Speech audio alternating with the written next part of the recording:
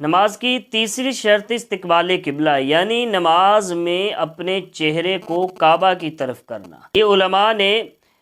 حد مقرر کی ہے کہ 45 ڈگری سے اگر کم ہے تو اس کی نماز ہو جائے گی، اور اگر 45 ڈگری سے زیادہ پھرا ہوا ہے کہ وہ کعبے کی سمت سے 45 ڈگری سے زیادہ پھرا ہوا ہے تو اس کی نماز نہیں ہوگی،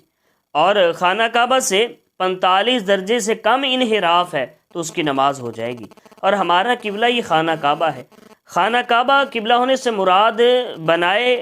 یعنی کعبہ عمارت کا نام نہیں ہے، بلکہ تحت الثری سے لے کر عرش معلیٰ تک یہ ساری جتنی بھی فضا ہے یہ بھی ہمارا قبلہ ہے۔ اگر کسی انسان نے پہاڑ کی بلندی پر کھڑے ہو کے نماز پڑھی اور اس نے اپنا چہرہ جو ہے وہ کعبے کی طرف کیا، حالانکہ عمارت تو نیچے رہ گئی،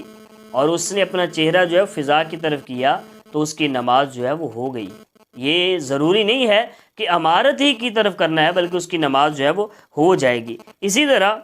اگر نمازی نے قبلہ سے سینہ نہیں بلکہ صرف چہرہ پھیرا ہے، پھر اس پر واجب ہے کہ اپنا چہرہ فوری طور پر جو ہے وہ قبلہ کی طرف کر لے۔ مثال کے طور پر یہ چہرہ ہے، اس نے ایسے چہرہ پھیر لیا تو اب اس کے اوپر لازم ہے کہ فوراً اپنا چہرہ کعبے کی طرف کر لے۔ اور اگر اس نے چہرہ نہیں بلکہ سینہ ہی پھیر لیا، یعنی پورے کا پورا پھر گیا، تو اس صورت میں نماز جو ہے وہ جاتی رہے گی، اور اگر نماز اس صورت میں پڑھے گا تو اس کی نماز نہیں ہوگی۔ اسی لیے ایک اور بات کہ اگر کوئی شخص کہیں مہمان گیا، اسے قبلے کا نہیں پتہ،